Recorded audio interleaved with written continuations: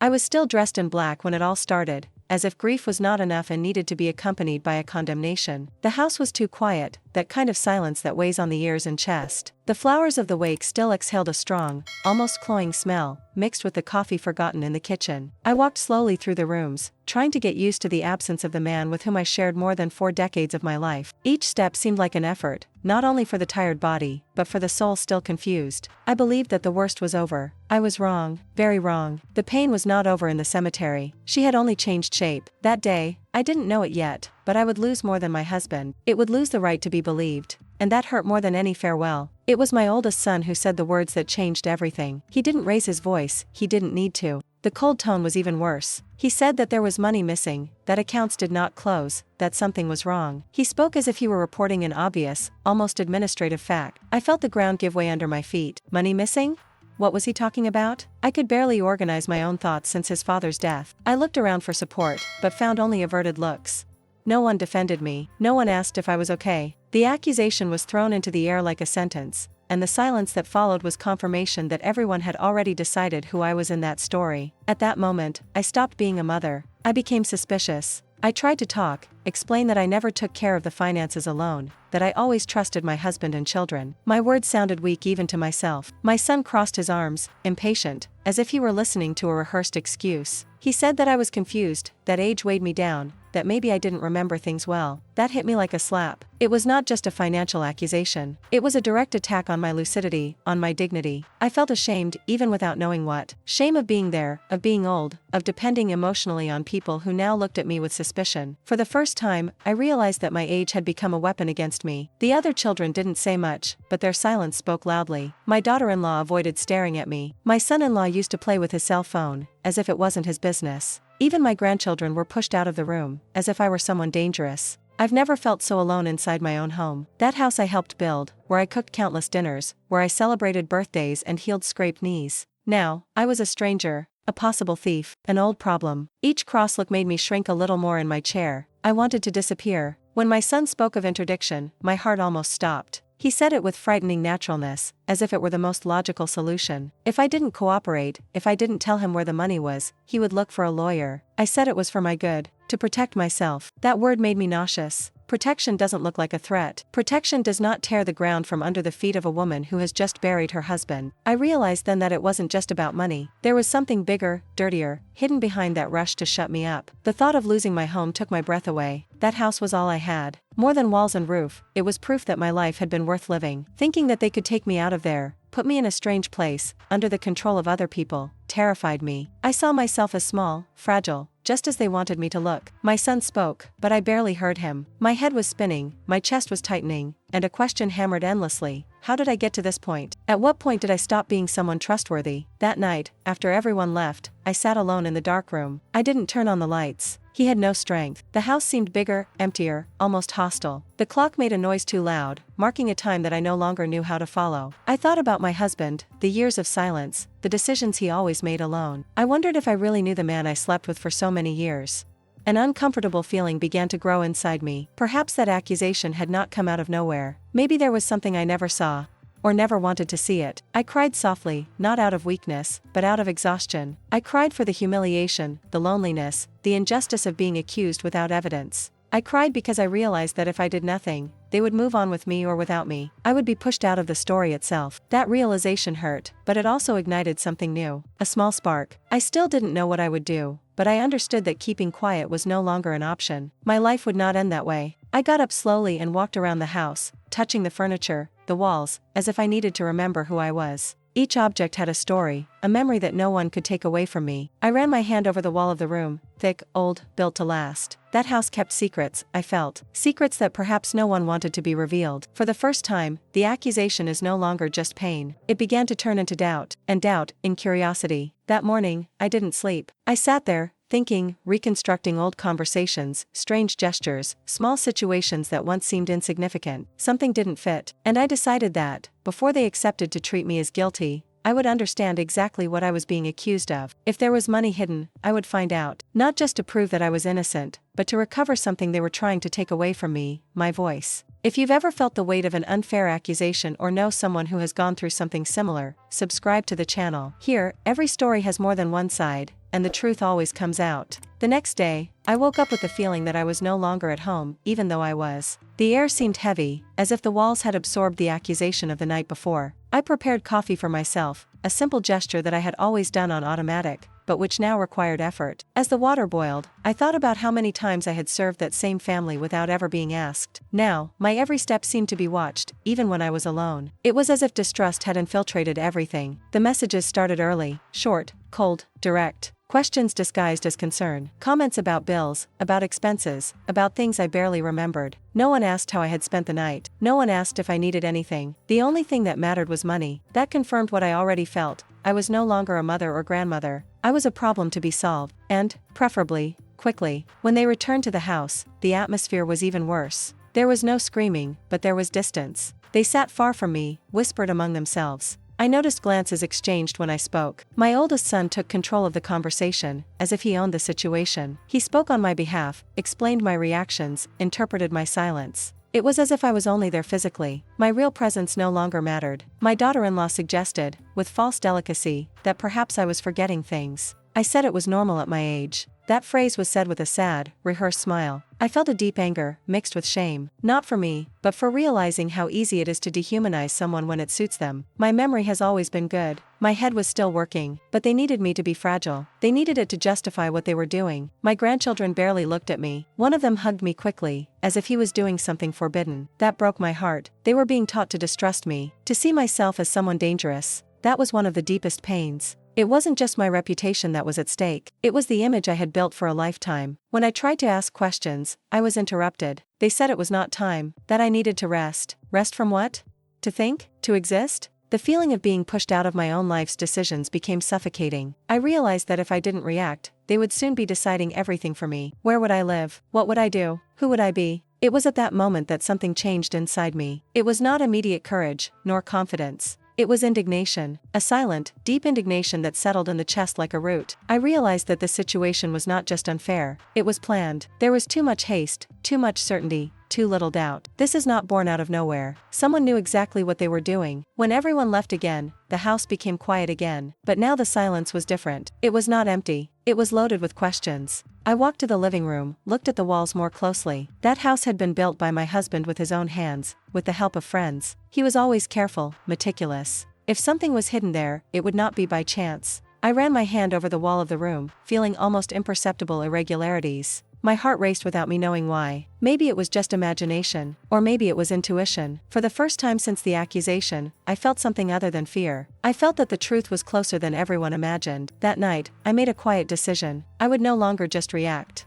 I would observe, listen, remember. If there was something hidden in that house, I would find it, not for revenge, but for survival. Because, at that moment, I understood that proving my innocence was no longer enough. I needed to regain control of my own story. On the third day after the wake, the threat stopped being veiled and took shape. My son came home with a folder of documents under his arm, as if he were going to a work meeting. He sat down at the kitchen table, the same one where I served so many meals, and spoke with a rehearsed calm that gave me goosebumps. He said he was worried about me, about my health, about my confusion. Each word was chosen carefully, not to protect me, but to fit me. I listened in silence, feeling a growing tightness in my chest. That conversation was not about care. It was about control, and I was sitting exactly where they wanted me to be, cornered. He spoke of lawyers, judges, medical reports. He said that if I continued to be resistant, they could ask for my interdiction. He used this word as if talking about a simple, almost routine procedure. My body froze. Interdiction meant losing the right to decide about one's own life. It meant someone choosing where I would live, how I would spend my money, who could visit me. I felt a strong vertigo and had to rest my hands on the table. It was not just a legal threat. It was an attempt to erase me as a person. I tried to argue, to say that I was fine, that I always was. He interrupted me with a condescending smile, the kind that hurts more than a scream. She said that I needed to accept help, that I was being stubborn. Stubborn. The word kept echoing in my head. I spent my whole life being responsible, careful, discreet. Now, by questioning an unfair accusation, I was stubborn. It's hard not to realize how convenient that narrative was for them. When he mentioned the possibility that I would have to leave the house, temporarily, I felt a lump in my throat. He said that maybe it would be better for me to stay in a more suitable place, with supervision. I looked around, at the walls, at the furniture, at everything I built there. That house was not just a property, it was my memory, my identity. The idea of being uprooted made me feel like an intruder in my own life. For the first time, I felt real fear. A fear that did not come from loneliness, but from injustice. The other children nodded in silence. No one defended me, no one questioned it. That mute agreement was crueler than any words.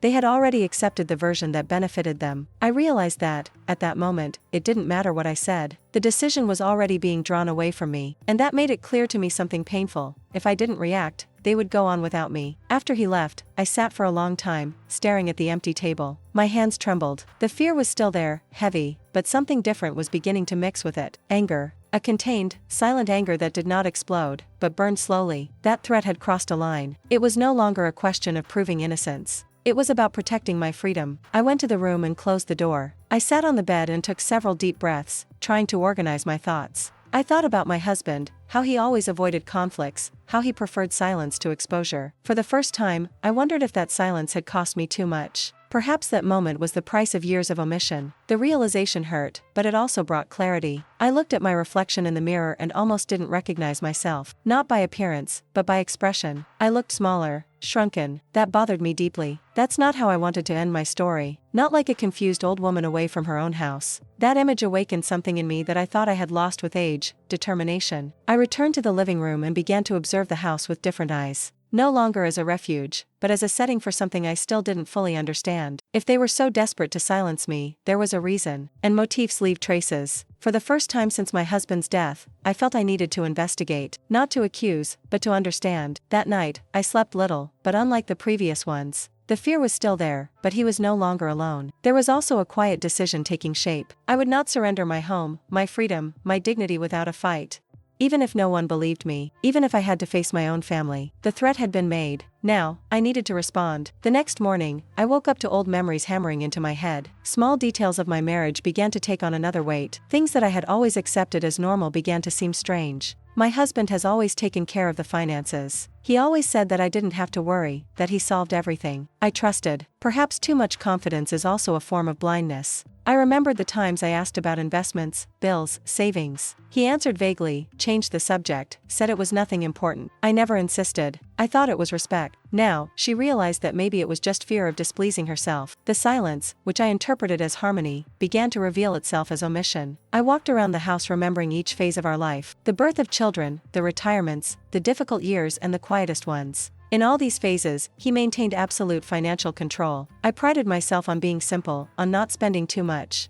Maybe that made it easier. Maybe I was convenient. I sat in the living room and stared at the main wall, the one he helped raise with friends. I always said that that wall was special, thicker, more resistant. At the time, I thought it was funny. Now, that memory caused me a strange discomfort. Why did that come back to my mind just now? I also remembered old discussions with my eldest son. He was always ambitious, impatient, intolerant of anything that got out of his control. He often argued with his father about money. I always tried to appease. Perhaps he closed his eyes to two important conflicts. These memories began to connect like pieces of an uncomfortable puzzle. Nothing was proof, but everything was evidence. And clues, when they accumulate, are no longer a coincidence. I felt a tightness in my chest as I realized that my entire life could have been built on partial truths. The pain of that realization was not only for the possible financial betrayal. It was because of the feeling of having been kept on the sidelines of her own history, of having been overprotected or deceived too much. I still didn't know which of the two things was worse. I ran my hand over the living room wall again, almost without realizing it. There was something there. I didn't know what, but I felt it. The house seemed to hold answers that no one wanted me to find. That gave me a mixture of fear and expectation. I took a deep breath and sat down on the couch. For the first time, I accepted a hard truth. Maybe I didn't fully know the man I'd lived with for so many years. Accepting this was painful but liberating, for if I was deceived, it was not out of weakness, but out of trust. At that moment, I decided that I would no longer be afraid of the answers. If there were secrets in that house, I would find them. It didn't matter how much it hurt. The silence had already cost me too much. Now, I needed the truth, even if it came late, even if she changed everything. In the days that followed, I began to observe everything more closely, as if my own house had changed its face. Every conversation remembered, every old silence, now seemed loaded with meaning. I felt like someone who wakes up from a dream that is too long and begins to realize that he has ignored obvious signs for years. The accusation still hurt, but something new grew beneath it: distrust. Not only of my children, but of the story that I myself have told myself throughout my life. I began to mentally redo the calculations that my husband used to comment on in a small way. Values, dates, investments that he mentioned without details. The more I thought, the less sense it made for my son to rush to blame me. If the money had really disappeared with me, why did it seem so safe? Why was there no surprise, only accusation? That absolute certainty began to bother me deeply. I remembered a specific conversation, years ago, when I asked about a larger amount that had been withdrawn from the account. My husband said it was to solve an old problem. I didn't ask which one. Now, that phrase echoed in my head like an afterthought. Old problems do not go away on their own. Someone always pays for them. The more I thought, the more I realized that I never had real access to the family's financial decisions.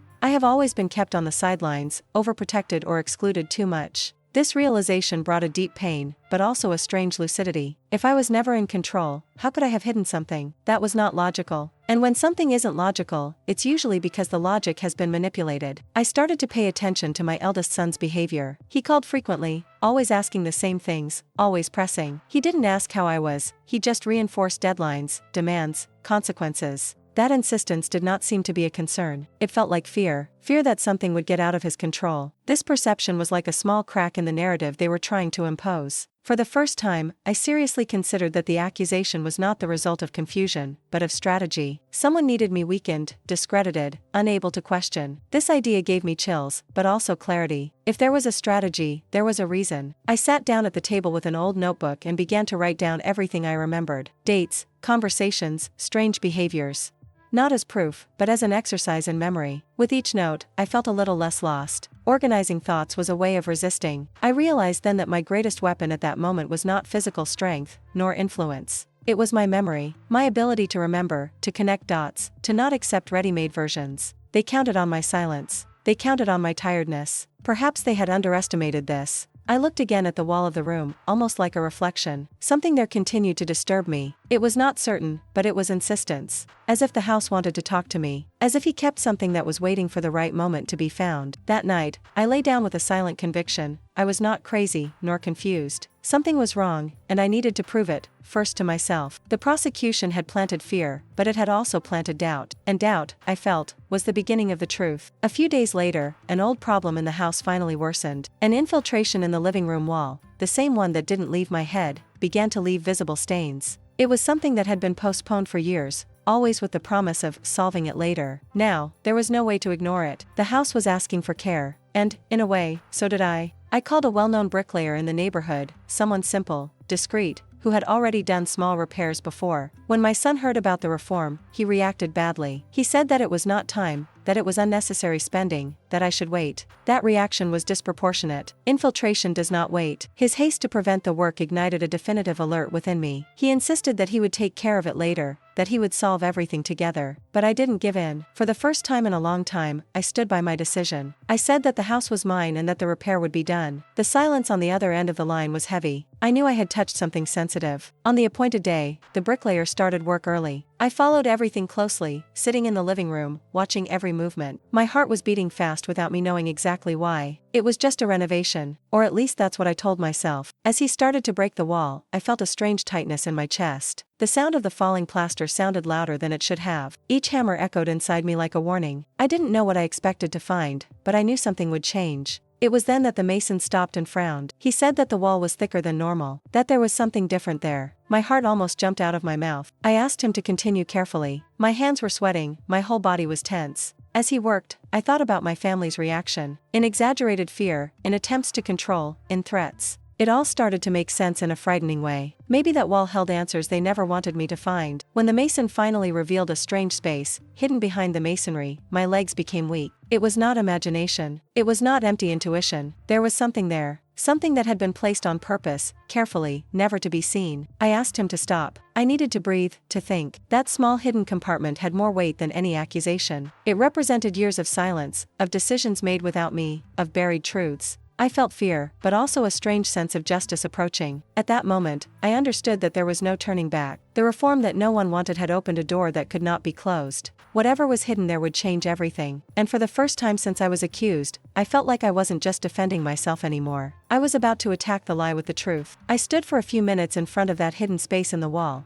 trying to control my breathing. The bricklayer looked at me in silence, waiting for instructions, while I felt my heart beating too hard for someone my age. That dark hole seemed small, but it carried a huge weight. I knew, deep down, that it wasn't just concrete that was being broken there. It was a whole layer of lies. I asked him to move the plaster a little further away, carefully. Every piece that fell increased my anxiety. The smell of dust mixed with the old air that came from inside that space made me sick. It was as if something stored for decades was finally breathing again. I felt a shiver run through my entire body. When the compartment became fully visible, we saw that it was not improvised. It had been made on purpose, with exact measurements, well hidden. That was not the result of chance or carelessness. Someone planned that hiding place with attention and time. This realization made me swallow hard. Planning requires intention, and intention requires reason. The bricklayer asked if I wanted him to remove what was inside. I hesitated for a few seconds. Part of me wanted to close it immediately, to pretend I never saw it. But another part, stronger now, knew that I needed to move on. I nodded my head affirmatively, even with my hands shaking. When he pulled the object out of the compartment, I felt his legs fail. It was an old, heavy, dark metal safe, clearly old. My heart almost came out of my mouth. I recognized that safe. I had seen it years ago, very quickly, when my husband was still alive. He said it was nothing important. I believed it. The sight of the vault brought a violent mixture of emotions. Fear, anger, sadness, and a strange sense of relief. Fear of what I might find inside. Anger at having been deceived, sadness for realizing how much I was kept in the dark, and relief to know that I wasn't wrong. Something really was hidden from me. I asked the bricklayer to stop the work there. He said he needed to think, that he would continue another day. He agreed, curious but respectful. When I was alone again, I sat on the couch and stared at the safe as if he could talk. He seemed to carry decades of silence compressed into metal. The first thing I thought of was my children. In the rush to accuse me, in a desperate attempt to prevent the reform, everything started to fall into place in a frightening way. It wasn't just about money. It was about secrets that should never be revealed. And I was about to open my own family's Pandora's box.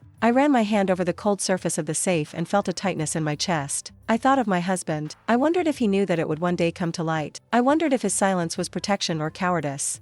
Maybe a little bit of both. That answer I might never have. That evening, I made a definitive decision. I wouldn't open the safe alone, on impulse. It had to be done right, with witnesses. With someone who knew how to deal with whatever was inside. For the first time since the accusation, I had something concrete in my hands. And that changed everything. I spent the night almost sleepless, knowing that the safe was there, a few meters from me. It was impossible to ignore his presence. Every noise in the house seemed louder. Each shadow seemed to carry a new meaning. I felt at the gates of a revelation that could destroy everything I knew, or finally set me free. The next morning, I called my neighbor, a practical, observant woman who always had a direct way of saying things. I told you only the essentials. He said he had found something strange on the wall of the house. She realized from my voice that it was not something simple. It came immediately. When I showed her the safe, she became serious. He said that it was no small thing. That hidden vaults rarely hold good intentions. The way she spoke gave me courage. For the first time, I didn't feel alone. Someone finally looked at me as someone lucid, capable of understanding their own situation. We decided that the safe would be opened carefully. No improvisations. Do not act on impulse. We called a professional indicated by her, someone used to dealing with old objects. As we waited, my mind swirled in circles, creating 1,000 possible scenarios. When the safe was finally opened, the metallic sound of the lock turning seemed to echo throughout the house. My heart was pounding so hard I could barely hear the rest. The lid slowly opened, revealing the contents that had been kept hidden for so many years.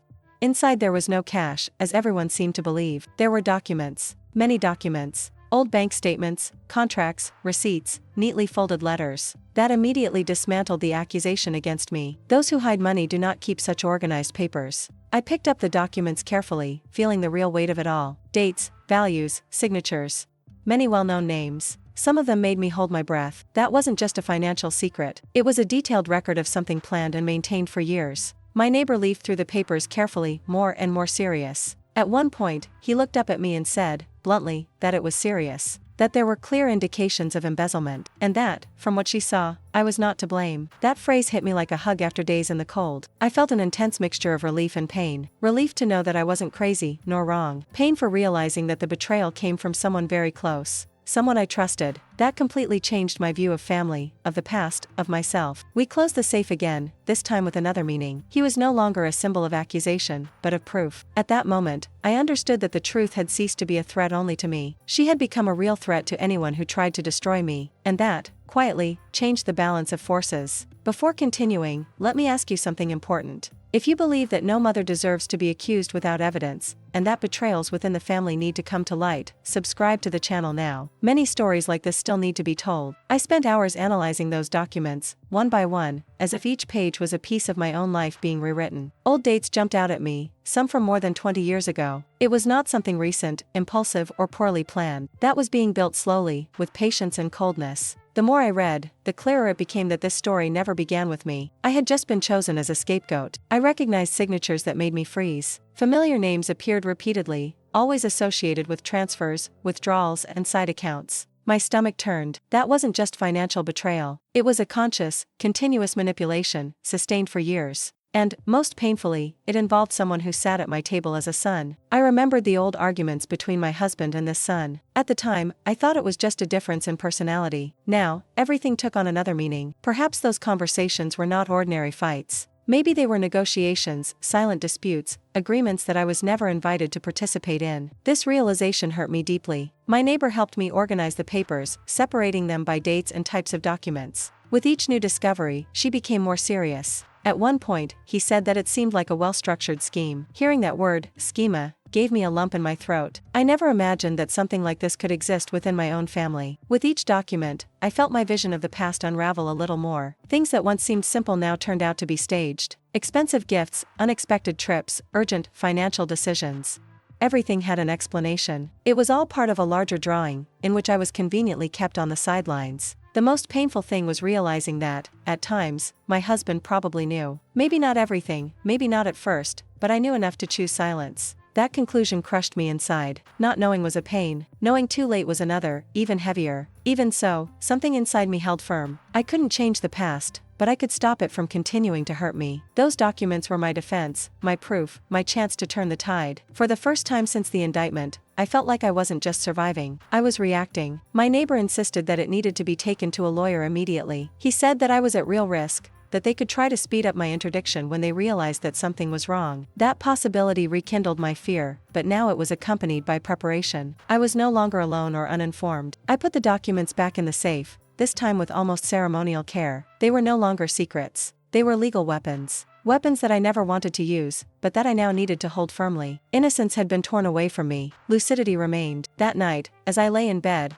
I realized that the accusation that destroyed me had done something unexpected. She had woken me up. I was no longer the woman who accepted vague explanations and comfortable silences. I had proof, and with them came a responsibility, not to allow the lie to continue winning. The next day, my neighbor came back early, as she had promised. She brought coffee, a briefcase, and a determination that infected me. He spoke clearly, bluntly, as someone who had seen too much injustice to accept another silence. That posture gave me strength. For the first time, I felt that someone was really by my side. We sat down at the kitchen table and went over everything again. She asked objective questions, helped me remember details that I had ignored myself. He didn't treat me as fragile, nor as confused. He treated me as someone capable. This simple respect was more healing than any speech. She was direct in saying that it could not be just between us. That I needed legal protection. That if my children were talking about interdiction, I needed to act before they did. The word before kept echoing in my head. For the first time, I wasn't reacting. I was anticipating myself. I confess that I was afraid to look for a lawyer. Part of me still wanted to believe that everything would be resolved in the family. But another part, more lucid now, knew that the family had already crossed serious limits. Justice was not an exaggeration, it was a necessity. My neighbor pointed to an experienced local lawyer who is known for not underestimating the elderly or accepting ready-made versions. We make an appointment for the next day. When I hung up the phone, my hands were shaking, but not from panic. It was nervousness of someone who knows that something important is about to happen. I spent the rest of the day organizing my home and my thoughts. Not out of obligation, but but out of respect for myself. I needed to be clear, firm, present. This was not just a financial dispute, it was the defense of my dignity. In the evening, I received a message from my son asking if I had thought better, if she was ready to collaborate. That word, once again, sounded like a disguised threat. For the first time, I didn't respond immediately. Silence was now my choice. I looked at the hidden safe, now open, illuminated, revealed. It symbolized everything they tried to hide from me, but it also symbolized something new, the possibility of justice. That gave me a strange, almost solemn calm. Before going to sleep, I thanked my neighbor, not only for practical help, but for seeing myself as I am, strong, capable, whole.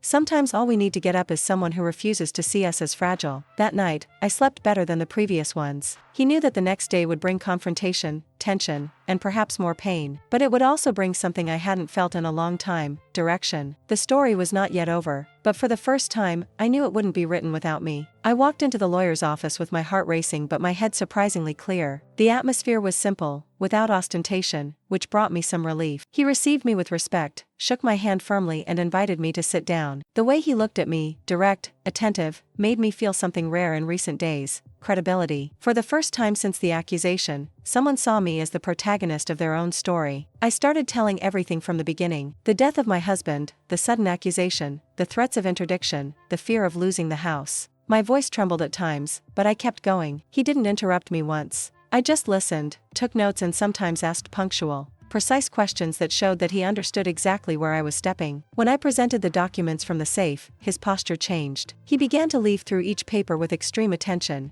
as if immediately recognizing the gravity of what he has in his hands. The silence at that moment was heavy, but different from the silence of my family. It was a silence of analysis, not judgment. He explained, calmly, that this constituted embezzlement of assets and possible continued fraud. He said that the attempt to interdict me could be interpreted as a maneuver to prevent me from having access to the evidence. Hearing this was painful, but also enlightening. Everything I felt now had a name, and when something has a name, it's no longer just fear. The lawyer was direct in saying that not acting would be a mistake, that I needed to protect myself legally before they took the next step. He spoke of registering the documents, of preventing any request for interdiction without fair evaluation, of taking control of the narrative. That word, control, sounded like something distant but possible. We set up a careful strategy. No impulsive confrontation, no loose accusations. He suggested calling the family to a formal meeting, with him present, where everything would be exposed in a clear and irrefutable way. The idea of facing them all at once gave me butterflies in my stomach, but also a strange feeling of relief. No more whispering, no more veiled threats. I asked if I was prepared for that. He looked at me for a few seconds and replied that no one is ever fully prepared to face a family betrayal,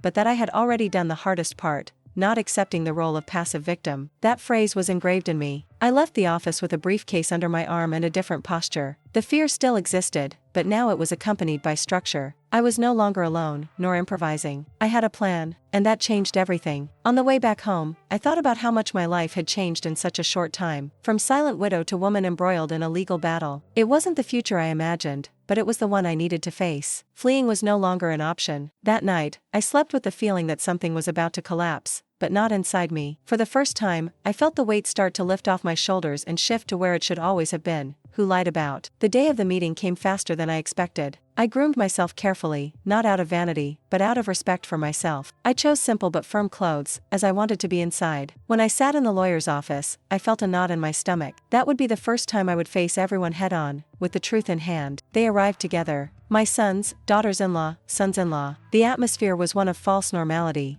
as if they were sure that this meeting was just another step to put pressure on me. My oldest son came in confidently, almost impatient. He still believed he was in control. That would be the last time. The lawyer began by speaking neutrally, explaining the reason for the meeting. When he mentioned the documents found in the house, I saw my son's face change. It was quick, almost imperceptible, but I saw it. Years of living with him taught me to recognize that look. It was fear. Document by document, the lawyer began to expose the facts. Dates, values, transfers, signatures. The silence in the room was absolute. No one interrupted me, no one dared. With each role presented, the narrative built against me collapsed a little more. When the name of the real person responsible was clearly mentioned, I felt a mixture of pain and relief. Pain for confirming the betrayal, relief for not having to prove anything anymore. The truth was there, visible, incontestable. It was no longer my word against theirs. They were facts. My son tried to speak, justify, minimize. The lawyer was firm, courteous and ruthless. He said that any attempt to interdict now would be interpreted as bad faith, that the legal consequences would be serious. For the first time, I saw my son step back. I looked at everyone around the table. Some avoided my gaze.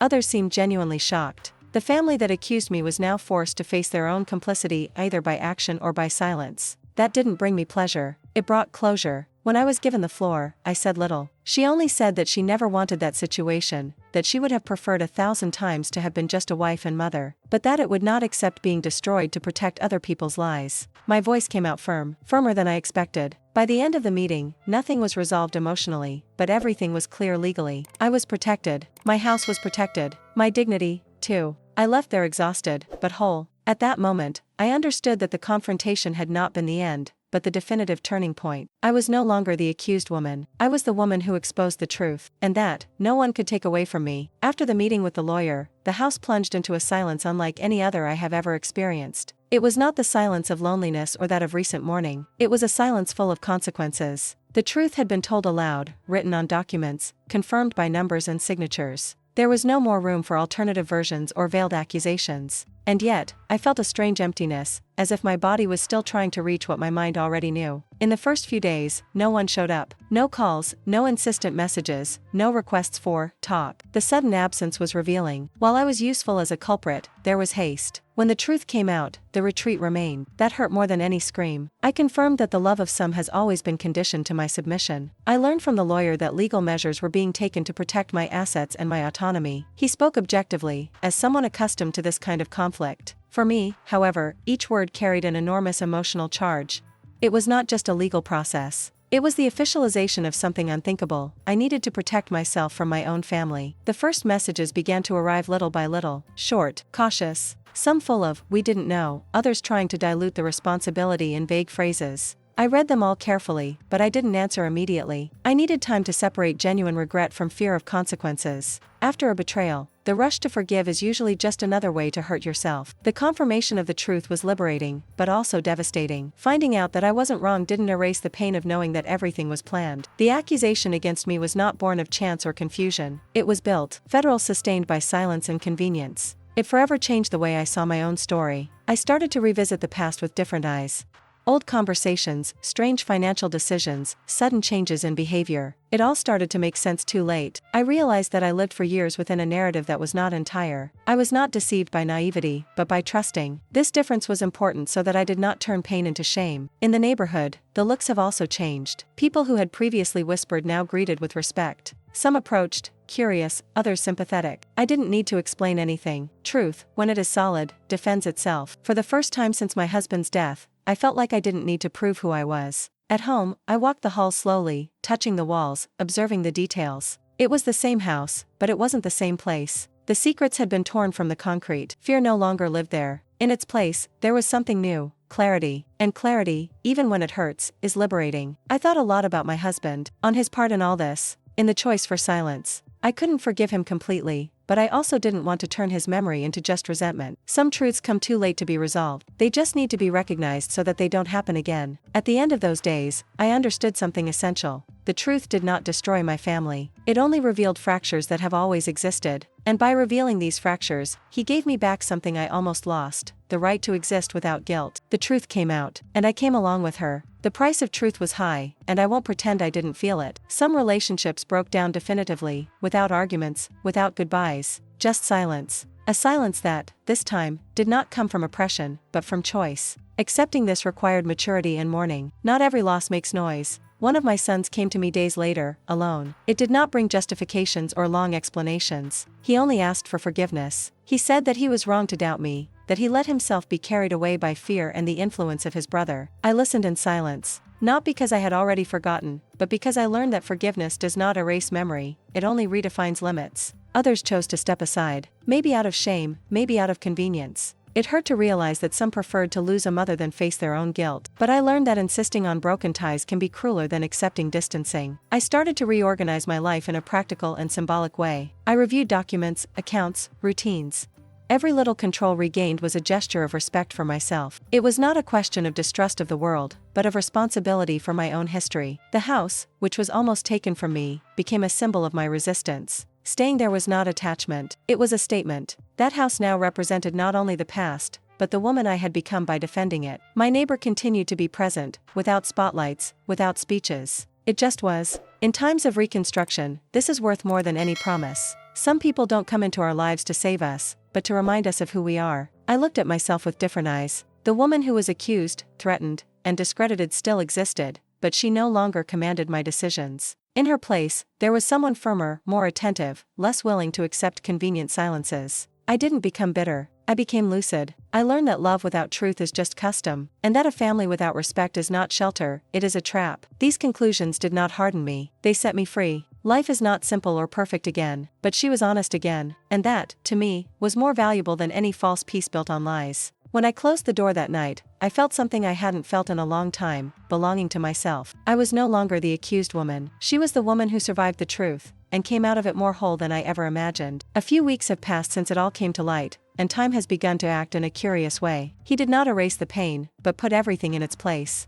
Anger no longer dominated me, sadness no longer paralyzed me. In their place, there was a new, almost strange feeling, autonomy. For the first time in many years, I felt that my life was not being led by silences, other people's decisions, or expectations that were never mine. He woke up early, opened the windows and let the air circulate through the house. Small gestures, simple, but loaded with meaning. Every corner of that house had been the scene of tension, fear and threat. Now, slowly, it was mine again. Not as before, because nothing is ever the same again, but as something reconstructed, conscious, chosen. I started to solve everything alone or accompanied by someone who really respected my presence. He talked to the lawyer without nervousness, understood documents, asked questions. That woman who was said to be confused was now making decisions clearly. The irony of this did not escape me. I was underestimated at the very moment when I most needed to be taken seriously. Some children remained distant, others approached carefully, almost fearfully. I learned to accept this new dynamic without trying to fix everything. Not every wound needs to be closed by force. Some heal better when they are not touched all the time. I didn't owe reconciliation to anyone, I owed honesty to myself. There were days when I cried, not of despair, but of mourning. I fight for the marriage I thought I had, for the family I imagined existed, for the version of myself that believed that love meant accepting everything in silence. Crying for this was necessary, not to go back, but to move forward without carrying ghosts. My neighbor kept showing up, sometimes just to have coffee, sometimes to talk about trivial things.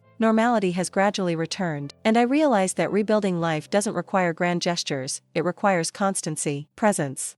Truth in everyday life. The house has undergone minor renovations, not only physical. I changed furniture, opened spaces, got rid of things that carried too heavy memories. Each change was symbolic. I wasn't erasing the past, I was reorganizing the present so that it wouldn't imprison me. At times, I thought about the safe, how much he represented a brutal turning point in my history. I smiled when I realized that he no longer had any power over me. What was hidden was revealed. What needed to be faced, was. The rest has lost importance. I didn't become tough, I became firm. I learned to say no without guilt, to distrust without paranoia, to love without annulling myself. I discovered that strength is not shouting, nor winning arguments. Strength is not allowing them to erase who you are, even when they try to do so in the name of family. Today, when I walk through the house, I know exactly who I am. I'm not the confused widow they tried to paint. I'm not the guilty mother they wanted to sacrifice. I am a woman who has been betrayed, accused, and threatened, and who has chosen not to disappear. The truth cost me a lot, but it gave me back something priceless, myself. And this, no one will ever hide behind a wall again. Now I want to know about you. Did this story remind you of anyone? Do you think that truth must always be revealed, even when it destroys family relationships? Or are there lies that people prefer to keep to preserve the peace? Write in the comments what you would do in her place. Here, every comment is a voice that refuses to be silenced.